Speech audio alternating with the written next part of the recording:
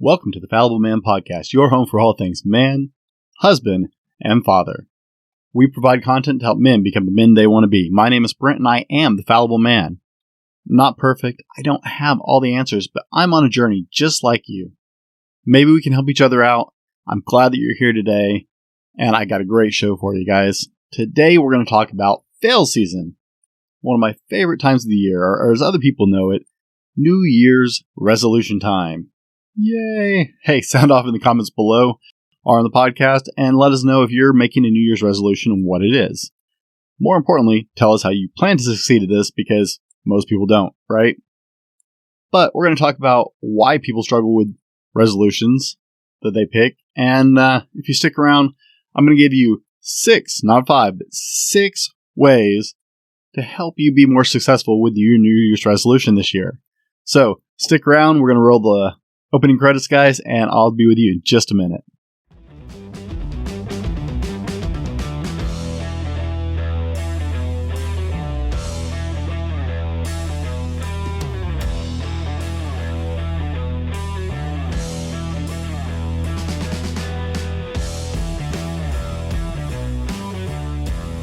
This is the Fallible Man Podcast, your home for everything man, husband, and father. Here is your host, the Fallible Man, Brent Dowling. All right, guys. Hey, welcome back. Be sure and grab your cup of coffee or whatever you're drinking today. My regular listeners know that I can't go a show without lots of coffee. And if you're new to our show, guys, welcome, and I'm glad you're with us today. Thanks for sharing some time with me. So, in this part of the year, I'm kind of divided, right? I'm a serious workoutaholic, guys. I love to lift weights. I've lifted weights on and off for years. I'm not the strongest guy in the world, but for me, it is all about challenging myself and being a little better all the time. But as an avid gym goer, I am both irked and delighted by the new year every year. You see, if you're not a gym person, then you don't know or maybe you do understand the phenomenon I'm talking about. And it's New Year's resolution time, guys. And it's this incredibly obnoxious process that happens every single year. In fact, gyms count on it, guys. That's where they make a lot of their money, honestly, is with New Year's resolutions crowd. Now, there's nothing wrong with wanting to get fit for your New Year's resolution. But, gyms run specials on this, guys. They count on it because a lot of people will make a New Year's resolution to get in better shape or to be healthier, and they fail so quickly. And so they go and get these expensive gym memberships, and a lot of them lock you in for a year. And most people burn out within 3 or 4 months. And so you're either forced to buy out your contract, or you just let it go and you end up paying them for 3/4 of the year that you don't actually use the gym, which is more common. Like I said, gyms actually run specials because they aim for this. They know it's going to happen. So it's free money for the gym and doesn't put much wear and tear on the equipment. So I guess as a gym owner, a gym goer, I should be appreciative of you guys who don't get it done right. I feel weird saying that. But guys, it happens every single year and it drives me nuts. So let me level with you. It drives me nuts because people quit. Okay? But I'm going to get ahead of me. I get ahead of my notes all the time. Sorry. So let me tell you why I think resolutions suck. Okay, New Year's resolutions is this weird, really weird phenomenon we do, and I don't understand why. They rarely ever work. And one of the reasons is you're kind of forced into it. Right? People feel incredibly pressured to make a New Year's resolution, right? How many times have you gotten asked about New Year's resolutions over the years? Maybe if you're in my age group, and I'm 41, I just turned 41 last week. Maybe if you're in my age group, you've heard it a lot more. Maybe if you're younger, you're not even really familiar with the phenomena. I know it's not talked about as much as it used to be, so I'm kind of glad to see that happening, actually. But you feel kind of forced, especially when people start talking about it. And so it's got an 80% failure rate, guys. At least that's what some people say. In fact, because it's a forced thing and people like feel guilted into it by their friends or just by society at large, or maybe some group of people they are involved with. Maybe it's your coworkers, I don't know, but 80% of people are failing their New Year's resolution by January 12th, y'all. January 12th. I mean, seriously, 12 days? It's horrible. 60% of people actually make New Year's resolutions on average. Okay, I'm pulling statistics. I did some research before the show on this one. And statistically, 60% of people get so wrapped up in the idea of New Year's resolutions that they actually make a New Year's resolution. Whether or not they have any intention of following through, they actually make. And if you are listening to this on the podcast, I'm doing air quotes. If you watch it on YouTube, then you can see me messing around. But can you believe that? 60% of people. Did you make a New Year's resolution this year? Sound off in the comments. Someone let us know. Hey, share your New Year's resolution. I promise I will not mock you for it. Okay, if that's something you do, I'm not trying to mock you guys for it. But I don't like New Year's resolutions because they generally suck. Because a lot of people make them less than 80 or less than. So I told you the failure rate is 80%. Okay, the remaining 20% of people who make them, 12% have partial or limited success. Only 8% of people who make New Year's resolutions actually succeed at making and succeeding with their New Year's resolution. That's kind of crazy, right? I don't even know how to react to that. That's insane. But those are the facts. I did a lot of, like I said, I did some research before the show, guys, and it was just insane to me how many people make resolutions, how many people fail at resolutions, and yeah, it's just depressing, right? It gets really kind of obnoxious. So I like to call it fail season because it has such a high strikeout rate. And I don't know why I just made a baseball reference because I don't watch baseball, but whatever. It worked at the moment. So many people end up failing. It is unreal. And so I call it fail season. And as an avid gym goer, it particularly drives me insane because people come in and take up space in the gym. Now, let me get a drink before I explain that one.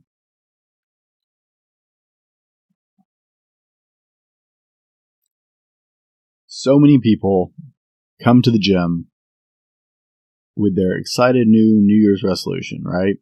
We have this flood every year. It's an amazing phenomenon that happens. We have this flood of people every single year that walk into the gym brand new. Some of them have been in a gym before. Some of them have never set foot in a gym. And for various reasons, some people are nervous about going to a gym, and I don't really understand that either. But guys, hey, if you want to come to the gym, we're not going to bite you guys, and we don't expect you to know everything. We expect you to be respectful, but no one expects you to know everything walking into the gym. And honestly, we're not going to pay that much attention to you unless you specifically interact with us, because we're there to get our workouts too. So stop being self-conscious. And if you want to get in shape, come get in shape. That's great. And that's why I get so frustrated about it. If you guys actually came in and started your journey to be healthier, I would be thrilled if you stuck with it. It's you guys who come in and crowd the gyms for 2 or 3 months, and the gym equipment becomes just another place to stare at your phone instead of workout equipment. And like, I work out at a very small gym. It's what's available to me in the smaller town I live in, and I'm appreciative that it's here, but there's very limited space and there's very limited equipment. And so when you're checking your phone on it, or taking up space, but you're not actually trying to get where you want to go, or you do it for a month and decide it's hard and quit, you just messed with my workout for a month or two and then you walked away. I don't mind you taking up space if you're going to put in the work and you're going to be there and you're going to make changes in your life. In fact, I will help you, I will support you, and I will encourage you. But if you're going to come take up space for 2 or 3 months and then quit, I wish you just didn't come. Don't waste my time. Don't waste your time. We only have 2, count them, sadly, 2 bars in our gym, like Olympic barbells. Unfortunately, I have a gym that caters to the bigger crowd, which is the cardio crowd. And so the weightlifting equipment is very limited. And so it's even worse to me because there's only 2 Olympic barbells. It means there's only 2 racks of any kind, which severely limits the amount of people who can be doing major free weight. And I lift pretty heavy, so I need those bars. And I'm already fighting with other guys who want to lift heavy to have that space. So if you're not into it, that's fine. Don't start. Now, back on point, because I do support you getting in shape if you want to, guys. But why do people fail at New Year's resolutions? And so that's what I wanted to get into now. And guys, hey, if you are getting something from the show or you're enjoying the show, be sure and comment below. Let us know. Give us some feedback. We'd love to hear from you. Give us a like or a thumbs up or whatever platform you are on, guys. And hey, if you support what we're doing and enjoying what we're doing, head on over to our website and check us out there. There's links to everything we do, guys. We're on YouTube, TikTok, Instagram, every social media platform. We've got a blog. Dude, it's crazy trying to keep up with my workload on this stuff. But guys, let us know if you're on YouTube. Be sure and hit that bell notification. That way you get notified every time we post something new. I don't just do the podcast, guys, on YouTube. I have other videos as well, some cooking stuff, some workout stuff. And if you're on the podcast, guys, tell your friends about us, man. You are where I came first, so tell your friends about us. Thank you for listening, and we're going to go back into the show now. Guys, why do most people fail New Year's resolutions? Seriously, with an 80% total failure rate and a 12% kind of partial rate. What is the problem? You wouldn't think this would be that difficult, but apparently it is.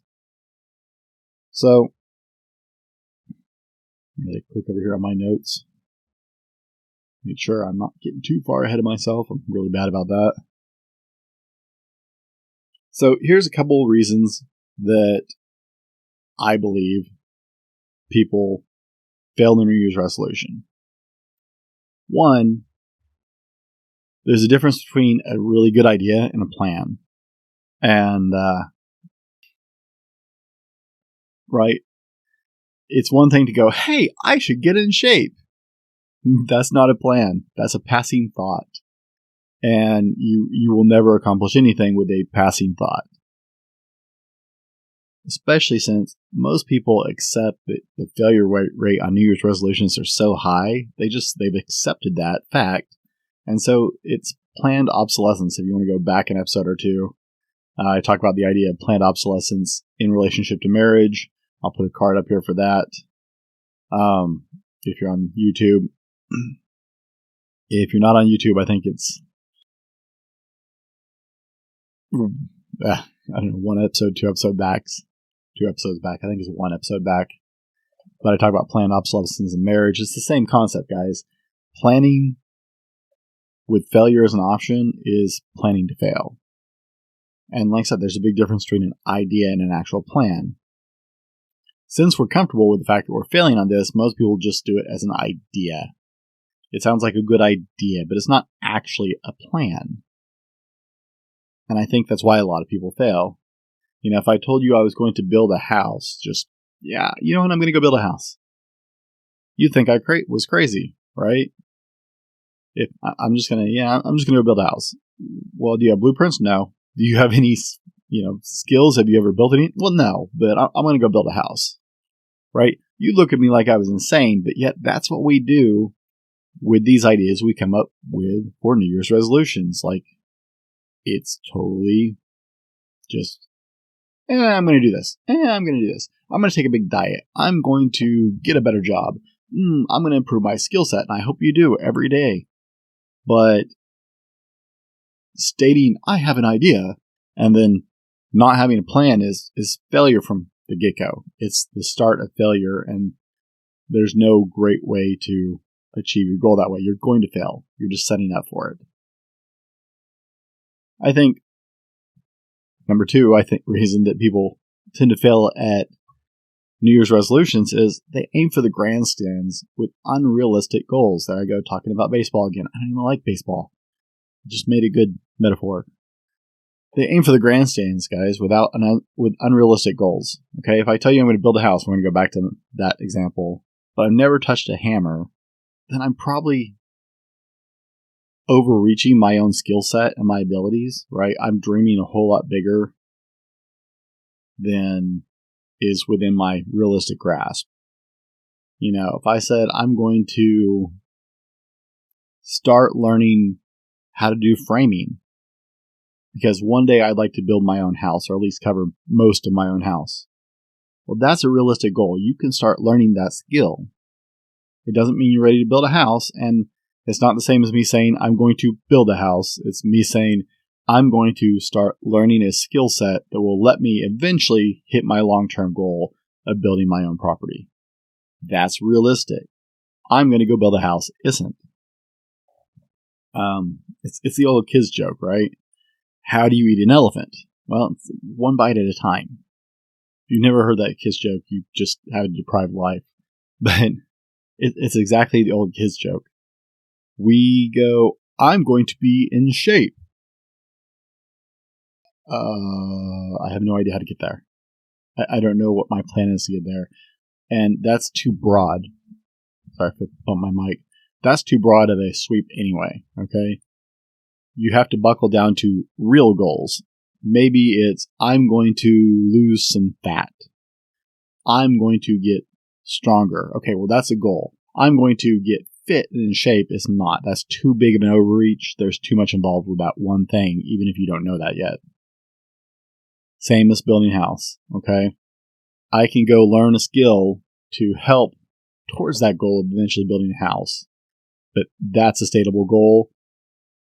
I'm going to go build a house. It's not. Unless you already have all those skills. There's that. Hey guys, we're going to roll to our sponsor real quick, and we'll be right back with you. Today's episode brought to you by thefallibleman.com. That's right, it's us. Head over to www.thefallibleman.com and check out our blog, updated twice a week with new content and links to all of our social media offerings.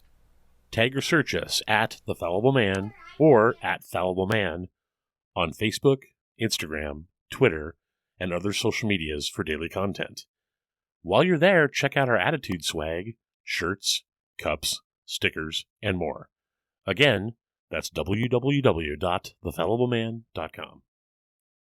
And we're back. Hey, and the number 3 reason that most people don't hit their specific goals for New Year's resolutions, the reason they fail is they're not specific enough. And we touched on this in the first and the second point, is to be successful with any goal. And anybody who tries to teach goals and achieving your goals, anybody who's trying to teach you how to be an entrepreneur or to be more successful, this is one of the first things they'll tell you, is when you build a plan, you have to be specific. And most goals that people set on New Year's resolutions are just way too broad. You can't do that. Okay, if they're not specific, they're not measurable. And if they're not measurable, you will not achieve them. That's just a fact. I'm going to be rich is not a goal without defining, A, what rich is to you, because that is different to each person. Okay, if I'm already a millionaire and I'm saying I'm going to be rich, right? Grant Cardone is a multimillionaire. And in his own book, he talks about, it's like, I'm going to make this much because he wants to be a billionaire. Okay, that's a reasonable goal.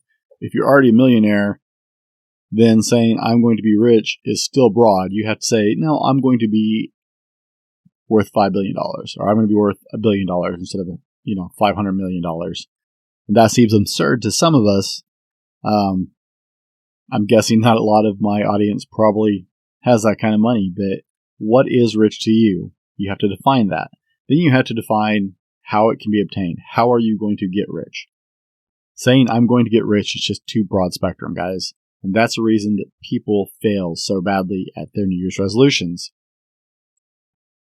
I'm going to try and fly through this and keep this down to about 30 minutes, so we're going to roll right into, so how do we become more successful with our New Year's resolutions? If you insist on making one, I want you to succeed, guys. And I'm not saying you don't have to you can't make one. I'm not saying they're bad.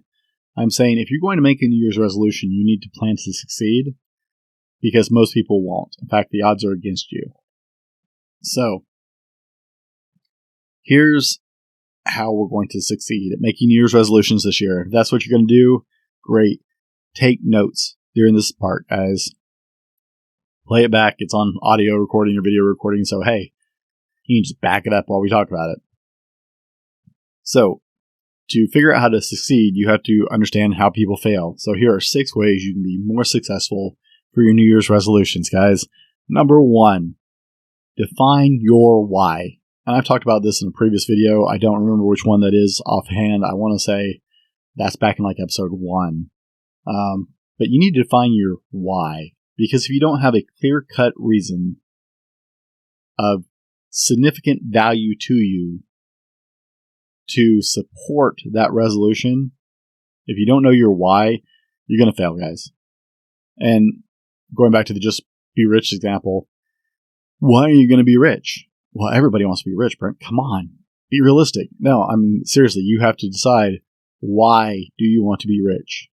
What is a big enough why for you to drive you to do the work that it's going to take to reach that goal?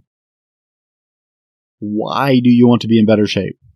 Well, I told you that was a stupid goal. So why do you want to lose more fat? Well, I want to lose more fat. I've told you guys that's something I struggle with. I'm trying to lose some weight too. And I want to be less fat because I think it makes me healthier. If I can see the excess body fat I have on the outside, I'm concerned about the body fat I can't see on the inside, called visceral fat around my organs, that makes me less healthy. And my goal, one of my major goals in life, is to be the greatest dad I can.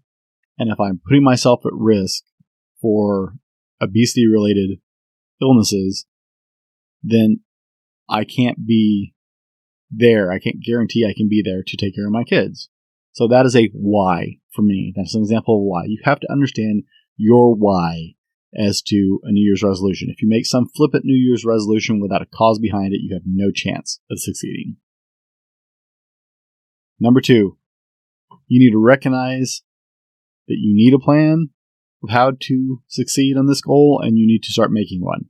Sit down and put together a plan of attack, guys. If you don't have a plan of attack, step by step, measurable points of success, if you don't have a plan put together to even achieve that, you've already thrown the towel in. So make a plan and understand that you need to follow a plan, or you're not going to just get there. It's not going to happen. Number 3, guys. Failure cannot be an option. There's no plan B. If you heard my blog, sorry, I have too many medias, guys. I mix them up all the time. If you listen to the podcast about marriage where I talk about planned obsolescence, then you've heard this idea before. But I've talked about this idea in many different aspects. I talked about this idea in reference to fitness in a podcast I did as well. You can't have a plan B. And when I say that, I don't really mean you can't have a plan B. You can't rely on a plan B. I do obstacle course events. I'm not the greatest obstacle course event runner in the world. I'm certainly not even world class or really competitive. Okay, I do it because I enjoy it. But my mindset when I start a race is once I cross the starting line, the only way off the course is across the finish line or on a stretcher. It may sound extreme to you, but if you have a backup plan, if you're planning that it's going to go south, you've already lost. Failure can't be an option if you really want to be focused on reaching this New Year's resolution, guys. Setbacks can happen. Problems can occur. You can have bad days, but you can't plan on failing by having a major backup plan of, well, and if that doesn't work out, then I'll just do this. No. It's a bad idea. Be like Dory. Just keep swimming, and I'll stop that because that's annoying. Number 4, set small, achievable goals that build into a bigger goal. Just like any other plan, guys, you can't aim and swing for the fences. And this goes back to what I was talking about, is swinging for the grandstands with unrealistic goals. You can't do that.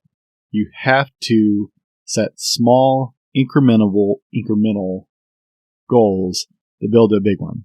So our example with fitness, right? I said, I'm going to be fitter, or I'm going to be in better shape. That's a stupid goal.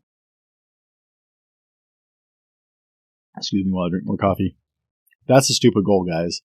You can say, hey, I'm going to start by losing some extra body fat that I need to. But that's still really broad. Start with, hey, I'm going to cut out the excess sugar, just day-to-day stuff. I'm going to stop going through the drive-thru. I'm going to stop buying sodas. And I'm going to stop munching on junk food in my house. That's the first step towards that goal. There's 3 measurable steps. Count them. 3 measurable steps inside that one step, which is the first step towards losing weight, which is part of the step towards getting fit. Are you tracking, guys? Are you following me on this one? Number 5, be very clear on each step of your goal. Specific, measurable points of success on each. I know this sounds a lot like number 4, but it's actually slightly different. Specific, measurable steps. That's why we start with small goals, okay? Right? I said that 3 is part of a step towards losing weight. That's just a first set of steps towards losing weight. Measurable points of success let you celebrate the small things. When that goal seems really far away, measurable steps let you be successful along the way. It keeps you from being disheartened. It keeps you from feeling like you're not making any progress. It keeps you from doubting yourself into hopelessness and quitting. Small incremental steps, things that are measurable, let you celebrate the little things, which keeps you motivated to the bigger picture. It's very important. Number 6, guys. 6. Depending on what camera I'm looking at. Number 6 is set reasonable and realistic timelines for your success. One of the most horribly true facts about losing weight is chances are it took you a long time to put on the extra body fat. If that's the problem, and I'm talking about myself, guys, that's why I use that example. It took a long time to put on the extra weight, and I've been heavy for a long time. It's not going to disappear overnight. That's not realistic. I'm not going to I'm not going to can't J today. I'm not going to join the gym and 2 months later I'm going to be skinny, or a week later. It's really insane, the unrealistic goals people set for themselves. Be very honest and reasonable and realistic about timelines. If you go back to the house example, right? I'm going to build a house. Well, even if I had all the skills necessary to build my own house, if I'm building it by myself, it's going to take months and months and months, and I'm going to have really long days.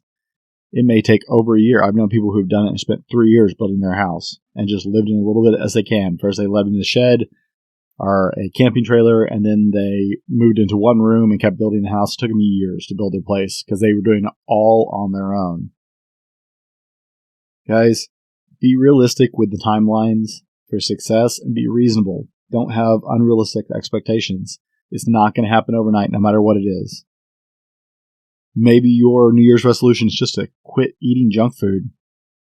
Well, guys, you're going to have bad days. You're going to have setback days where maybe you're at a gas station and you're just hungry and munchy, or maybe you've had a good workout and you're really hungry, and that's the closest thing you can get is the drive-thru. You're going to have days that are setbacks. That's why we have small incremental goals and plans. Failure is not an option, but while failure is not an option, understand there will be setbacks along the way, and you just have to keep swimming. It's not failure to have a setback. So be reasonable and realistic with your timelines for success. Wow, guys, I think I'm actually going to wrap this show up in a reasonable amount of time, which is unreasonable for me, or unrealistic for me most of the time. Guys, hey, I appreciate you spending the time with me today, and thanks for listening. I hope you have an amazing week this week. And if you're into New Year's resolutions, there's nothing wrong with that. But, set yourself up for success. Be in the 8% this year with your New Year's resolution, and I hope it goes great for you. Be better tomorrow because of what you do today. My name is Brent. I am the Fallible Man, and I'll see you next time. This has been the Fallible Man Podcast, your home for everything man, husband, and father. Be sure to subscribe so you don't miss a show. Head over to www.thefallibleman.com for more content and get your own Fallible Man gear.